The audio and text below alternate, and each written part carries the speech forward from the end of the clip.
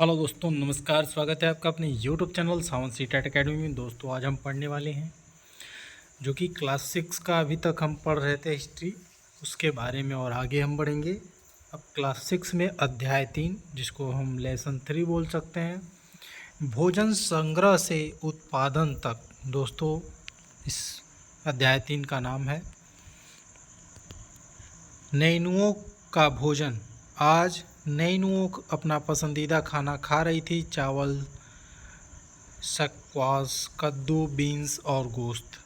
Squash, कद्दू और beans उसकी नानी ने अपने घर के पिछवाड़े एक छोटे से बगीचे में ही उगाया था। खाते खाते नैनुओं को पिछले दिनों अपनी स्कूल की तरफ से की गई यात्रा के दौरान मध्य प्रदेश में खाने की याद आ गई।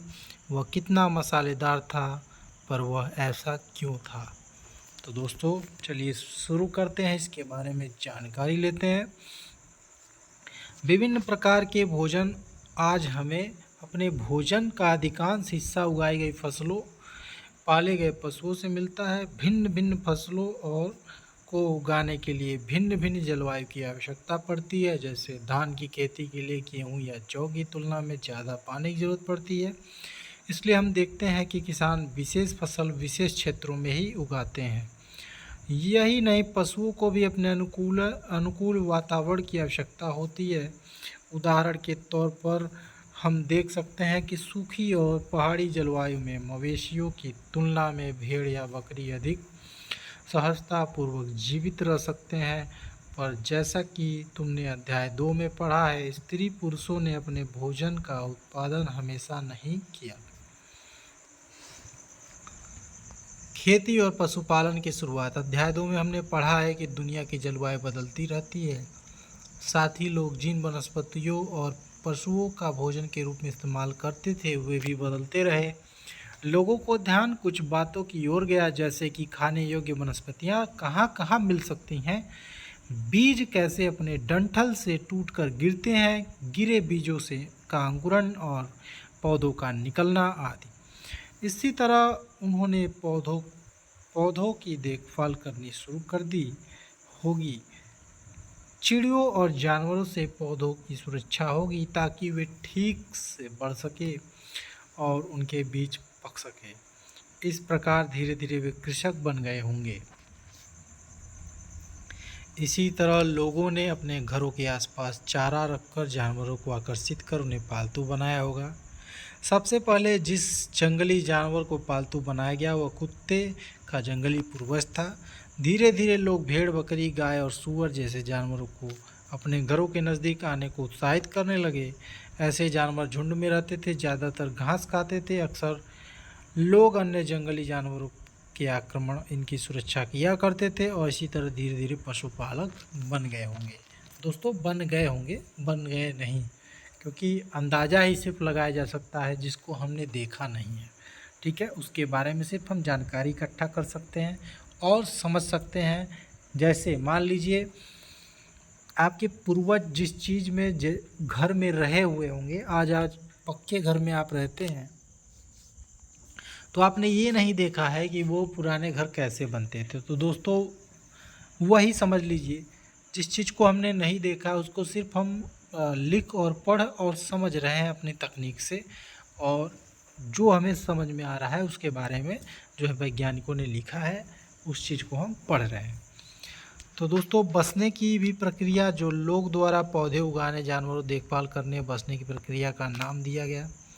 अपनाए गए पौधे तथा जानवर अक्सर जंगली पौधे तथा जानवरों से भिन्न होते हैं। इसकी वजह है कि हमने बसने की प्रक्रिया दिशा में अपनाए गए पौधों या जानवरों का लोग चयन करते हैं। उदाहरण के तौर पर लोग उन्हीं पौधों तथा जानवरों का चयन करते हैं जिनके बीमार होने की संभावनाएं कम हो। यही नहीं, लोग उन्हीं पौधों को चुनते हैं जिनमें बड़े दाने और अनाज पैदा होते हैं, साथ ही जिनकी मजबूत डंठल अनाज के पके दानों का भार संभाल सके। ऐसे पौधों के बीजों को संभाल कर रखा जाता है ताकि फिर से उगाने के लिए उनके गुण सुरक्षित रह सकें। उन्हीं जानवरों को आगे प्रजनन के लिए चुना जाता है जो आमतौर पर अहिंसक होते हैं। इसीलिए हम देखते हैं कि पाले गए जानवर तथा कृषि के लिए अपनाए गए पौधे जंगली जानवरों तथा पौधों से धीरे धीरे भिन्न होते गए। मिसाल के तौर पर जंगली जानवरों की तुलना में पालतू जानवरों के दांत और सींग छोटे होते हैं। इन दांतों को देखो, इनमें से कौन सा जंगली सूअर का है और कौन सा पालतू सूअर का। दोस्तों, बसने की प्रक्रिया को पूरी धीरे धीरे चलती रही। यह करीब 12,000 साल पहले शुरू हुई। वास्तव में आज हम जो भोजन करते हैं इसी बसने की प्रक्रिया की वजह से है। कृषि के लिए अपनाई गई सबसे प्राचीन फसलों में गेहूं तथा जौ आते हैं। उसी तरह सबसे पहले पालतू बनाए गए जानवरों में कुत्ते के बाद भेड़ बकरी आते हैं। एक नवीन जीवन शैली। दोस्तों, एक नवीन जीवन शैली अनाज का उपयोग बीज के रूप में, खाद्य के रूप में, उपहार के रूप में और भंडारण के लिए भी किया जाता है। तुम किसी पौधे के बीज को बोकर देखो, तुम पाओगे कि इसे विकसित होने में कुछ वक्त लगता है। इसमें कुछ दिन, महीने या फिर साल तक लग सकता है। इसलिए जब लोग पौधे उगाने लगे तो उसकी देखभाल के लिए एक ही जगह लंबे समय तक रहना पड़ता है। बीज बोने से लेकर फसलों के पकने तक पौधों की सिंचाई से करने, खरपतवार हटाने, जानवरों की और चिड़ियों की से उनकी सुरक्षा करने जैसे बहुत से काम शामिल थे। कटाई के बाद अनाज का उपयोग बहुत संभाल कर करना पड़ता था। अनाज को बोने और बीज दोनों ही रूपों में बचाकर रखना आवश्यक था, इसलिए लोगों को इसके भंडारण की बात सोचनी पड़ी। बहुत से इलाकों में फीड्स के बड़े बड़े बर्तन बनाए, टोकरियाँ बुनी और फिर ज़मीन में गड्ढा खोदा। क्या तुम्हें लगता है कि शिकारी या भोजन संग्रह करने वाले बर्तन बनाते और उनका प्रयोग करते होंगे? अपने जवाब का कारण बताओ। तो दोस्तों, क्या आपको लगता है? जानवर चलते फिरते खाद्य भंडार। जानवर बच्चे देते हैं जिससे उनकी संख्या बढ़ती है। अगर जानवरों की देखभाल की जाए तो उनकी संख्या तो बढ़ती ही है, साथ ही उनसे दूध भी प्राप्त हो सकता है जो भोजन का एक अच्छा स्रोत है। यही नहीं, जानवरों से हमें मांस भी मिलता है। दूसरे शब्दों में, पशुपालन भोजन के भंडारण का एक तरीका है। भोजन के अतिरिक्त जानवरों में से क्या क्या मिल सकता है? आज जानवरों का उपयोग किस लिए होता है? आरंभिक कृषकों पशुपालकों के बारे में पता करें। पृष्ठ संख्या 14 देखो। तो दोस्तों, बुक है अगर आपके पास तो आप पृष्ठ संख्या 14 देख के पढ़िए। क्या तुम्हें कई नीले वर्ग दिखाई दे रहे हैं? पता है इनमें से प्रत्येक बिंदु उस जगह को दर्शाता है जहाँ पुरातात्विदों को शुरुआती कृषकों और पशुपालकों के होने का साक्ष्य मिले हैं। ये पूरे उपमहाद्वीप में पाए गए हैं। इनमें सबसे महत्वपूर्ण पश्चिमोत्तर क्षेत्र के आधुनिक कश्मीर में है, जो पूर्वी तथा दक्षिण भारत में पाए गए हैं। वास्तव में निर्दिष्ट स्थान कृषकों और पशुपालकों की बस्तियां थीं या नहीं, इसे जांचने के लिए वैज्ञानिक खुदाई में मिले पौधों और पशुओं की हड्डियों के नमूने अध्ययन करते हैं। इनमें से सबसे रोचक जले हुए अनाज के दोनों अवशेष हैं। ऐसा लगता है कि ये गलती या फिर जानबूझकर जलाए गए होंगे। वैज्ञानिक इन अनाज के दानों की पहचान कर सकते हैं। इस तरह हमें पता चलता है कि उपमहाद्वीप के विभिन्न भागों में बहुत सारी फसलें उगाई जाती रही होंगी। वैज्ञानिक विभिन्न जानवरों की हड्डियों की भी पहचान कर सकते हैं। नीचे की तालिका से तुम यह जान सकती हो कि कहाँ कहाँ अनाजों और पालतू जानवरों की हड्डियाँ के अवशेष मिले हैं।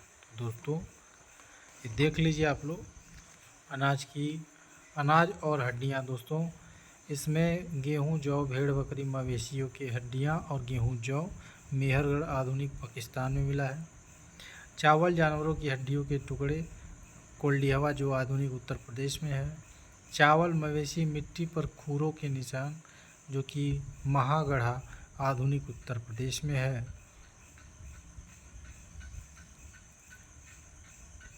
गेहूँ और दलहन जो गुफक्राल आधुनिक कश्मीर में है। गेहूँ और दलहन, कुत्ते, मवेशी, भैंस, भेड़, बकरी, ये बुर्ज होम आधुनिक कश्मीर में है। गेहूँ, हरे चने, जौ, भैंस, बैल, ये चिरांद आधुनिक बिहार में है। ज्वार, बाजरा, मवेशी, भेड़, बकरी, सूअर, हल्लूर आधुनिक आंध्र प्रदेश। काला चना, ज्वार, बाजरा, मवेशी, भेड़, सूअर, ये पय्यमपल्ली आधुनिक आंध्र प्रदेश। जिन जगहों पर अनाज तथा हड्डियों के अवशेष मिले हैं, ये उनमें से कुछ ही हैं। ठीक है दोस्तों, ये उनमें से कुछ ही हैं।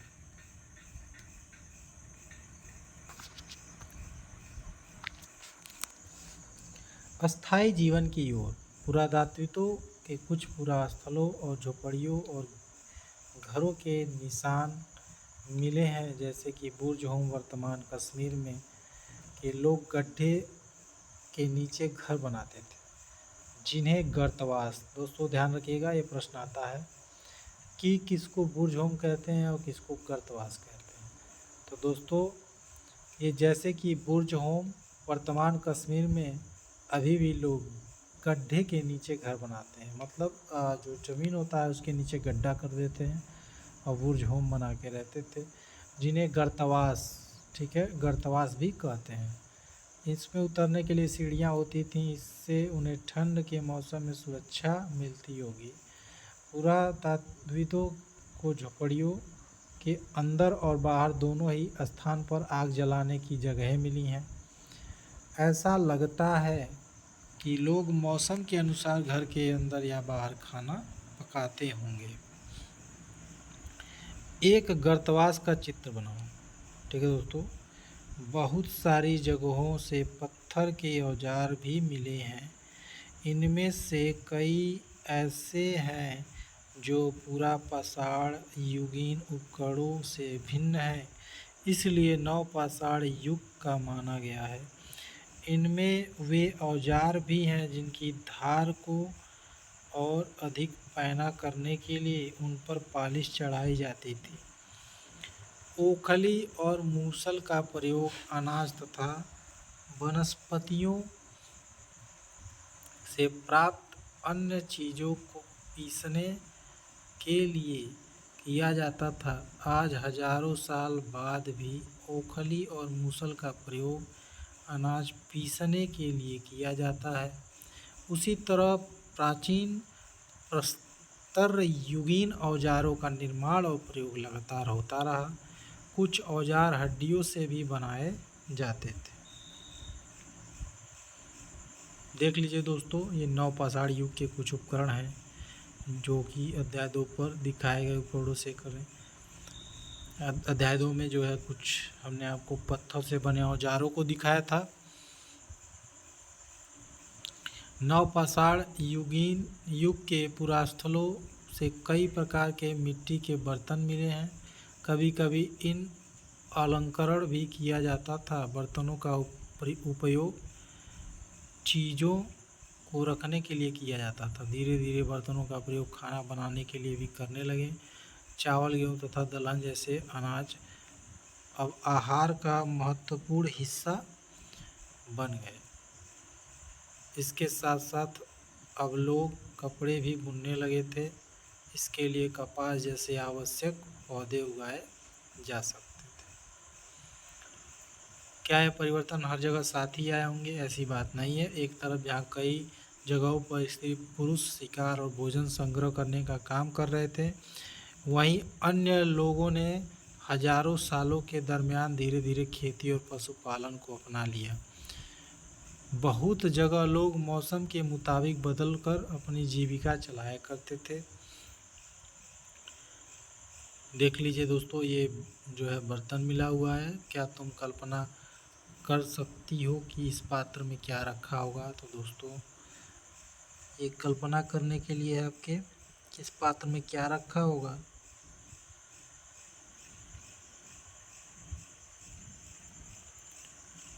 ये है अन्य रीति रिवाज जो पुरातात्विक बहुत स्पष्ट रूप से इसके बारे में कुछ नहीं कह सकते। विद्वानों ने ऐसे किसानों का अध्ययन किया है। इसमें प्रायः कृषक और पशुपालक समूह में रहते हैं, जिन्हें जनजाति कहते हैं। विद्वानों ने पाया कि ये लोग कुछ ऐसे रीति रिवाज को मानते हैं जो संभवतः पहले ही प्रचलित रहे हैं। ठीक है दोस्तों, आपने कई मूवी में भी देखा है जो आपको जंगल में दिखाया जाता है, जनजातीय, जहाँ पे जंगल में ही घर बना के वो रहते हैं। प्राय जनजाति के लोग छोटी छोटी बस्तियों में रहते हैं। ज़्यादातर परिवार एक दूसरे से संबंधित होते हैं और इस तरह से परिवारों का समूह मिलकर जनजाति का निर्माण करते हैं। जनजाति के सदस्य शिकार, भोजन संग्रह, खेती और पशुपालन, मछली पकड़ने जैसे पेशे अपनाते हैं। अक्सर महिलाएं खेती का सारा काम करती हैं। इसमें ज़मीन तैयार कर बीज बोने, पौधे को देखभाल करने और से लेकर फसल काटने तक का काम शामिल है। बच्चे पौधों की देखभाल करते हैं और चिड़ियों और जानवरों को दूर भगाते हैं ताकि वे पौधों फसलों को नुकसान न पहुंचाए। महिलाएं फसल दावकर अनाज कूटती पीसती हैं और पुरुष आमतौर पर पशुओं के बड़े बड़े झुंडों को चराते हैं, जबकि बच्चे छोटे झुंडों को या जानवरों की सफाई तथा दूध निकालने का काम स्त्री पुरुष दोनों मिलकर करते हैं। उसी तरह दोनों मिलकर बर्तन बनाने, टोकरियाँ बुनने, औजार तथा झोपड़ियाँ बनाने का काम भी साथ साथ करते हैं। गाना, नाच और घरों की सजावट भी उनकी ज़िंदगी का अहम हिस्सा है। कुछ व्यक्तियों को नेता मान लिया जाता है, जैसे आपने देखा होगा पहले मुखिया वगैरह होते थे। वे अनुभवी वृद्ध व्यक्ति, नौजवान योद्धा और फिर पुरोहित हो सकते हैं। वयस्क महिलाओं में भी उनके ज्ञान तथा अनुभव के लिए विशिष्ट सम्मान दिया जाता है। जनजाति की संस्कृत परंपराएं बहुत समृद्ध तथा विशिष्ट होती हैं। इनमें उनकी भाषाएं, संगीत, कहानियाँ तथा चित्रकारी भी शामिल है। उनके अपने देवी देवता भी होते थे। जमीन, जंगल, घास के मैदान, पानी पूरे कुनबे की संपत्ति मानी जाती है, जिनका उपयोग सभी एक साथ करते हैं। इनमें गरीब अमीर बीच कोई खास अंतर नहीं होता, इसलिए जनजातीय समाज अन्य समाजों से भिन्न होते हैं। इन अन्य समाजों के बारे में तुम आगे पढ़ोगे। ये सूक्ष्म निरीक्षण है दोस्तों मेहरगढ़ के जीवन मृत्यु, जो कि मेहरगढ़ ढूंढो, ये 14 पे जो है मानचित्र है। यह ईरान जाने वाले सबसे महत्वपूर्ण रास्ते बोलन दर्रे के पास एक हरा भरा समतल स्थान है। मेहरगढ़ संभवतः वह स्थान है जहाँ स्त्री पुरुषों ने इस इलाके में सबसे पहले जौ, गेहूँ उगाना और भेड़ बकरी पालना सीखा। यहाँ खुदाई में सबसे पहले के स्तरों पुरातात्विक एवं विभिन्न प्रकार के जानवरों की हड्डियाँ मिली। इनमें हिरण, सूअर जैसे जंगली जानवरों की हड्डियाँ भी शामिल हैं। उसके बाद स्तरों में भेड़ और बकरियों की हड्डियाँ ज़्यादा मिली हैं। इसके ऊपर ज़्यादातर मवेशियों की ही हड्डियाँ मिली हैं। इससे ऐसा लगता है कि लोग मवेशियों का पालन, जैसे जानवरों का पालन में लगे थे। मेहरगढ़ इसके अलावा चौकोर तथा आयताकार घरों के अवशेष भी मिले हैं। प्रत्येक घर में 4 या उससे ज़्यादा कमरे हैं, जिनमें से संभवतः भंडारण के काम आते होंगे। मतलब जो खाने पीने की वस्तुएं थी या जो भी उनके जीवन यापन के लिए था, उसको क्या करते थे, भंडारण मतलब इकट्ठा करके रखते थे। जैसे मान लीजिए बारिश आने वाली है तो लकड़ी, सूखा लकड़ी रखने के लिए पहले ही रखना शुरू कर देते थे, जिसको भंडारण कहते हैं। पहले और बाद के स्तर, जब पुरातात्विक की जगह खुदाई करते हैं, वे कैसे समझते हैं कि कौन से स्तर पहले के हैं और बाद के हैं। ठीक है दोस्तों, मान लो लोगों ने सबसे पहले समतल भूमि स्तर 4 पर रहना शुरू किया। ठीक है दोस्तों, आमतौर पर लोग जहाँ रहते हैं वो घर टूटने पर दोबारा वहीं घर बना लेते हैं। टूटे फूटे सामान, कूड़ा करकट भी घरों के आसपास जमा ही रहते हैं। इन कारणों में बस्ती की ज़मीन धीरे धीरे ऊंची होती रहती है और फिर सैकड़ों सालों के बाद वह एक टीला बन जाता है। इसलिए जब टीले की खुदाई की जाती है तो उसका सबसे निचला स्तर सबसे पुराना होता है और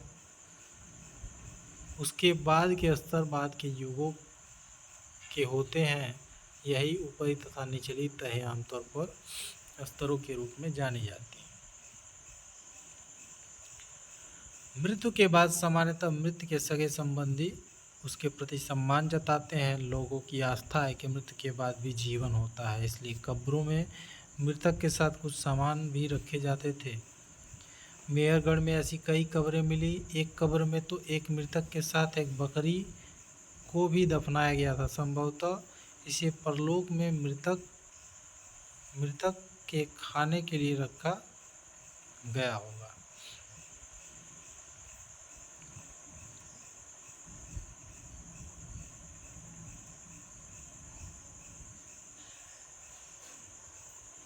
मेहरगढ़ के घर का चित्र है दोस्तों, ये देख लीजिए आप लोग। उसके बाद मेहरगढ़ के घर शायद ऐसे दिखते हों। तुम जिस घर में रहते हो उसके साथ क्या घर समानता है। जैसे आपने ये देखिए, छत नहीं ऊपर से दिख रही है। ऐसे मानचित्र बना हुआ है घर का। ऐसे क्या आपका भी घर है? आप देखिए चित्रों को। ये देखिए दोस्तों, ये आपका जो है मनुष्य है और ये बकरियां हैं। ये घर है। ठीक है दोस्तों। मेहरगढ़ की कब्र का चित्र। क्या तुम बकरी के कंकाल को पहचान सकते हो दोस्तों? ये है दाऊजली हेडिंग। ठीक है, दाऊजली हेडिंग ढूंढो। यह पूरा स्थल चीन और म्यांमार की ओर जाने वाले रास्ते ब्रह्मपुत्र की घाटी की एक पहाड़ी पर है। यह खरल और मूसल जैसे पत्थरों के उपकरण मिले हैं। इससे यह पता चलता है कि लोग भोजन के लिए अनाज उगाते थे। साथ ही यहाँ जेडाइट पत्थर भी मिला है। संभवतः यह पत्थर चीन से आया होगा। इसके अतिरिक्त इस पूरा स्थल में काष्ठाश्म अति प्राचीन लकड़ी जो सख्त होकर पत्थर बन गई है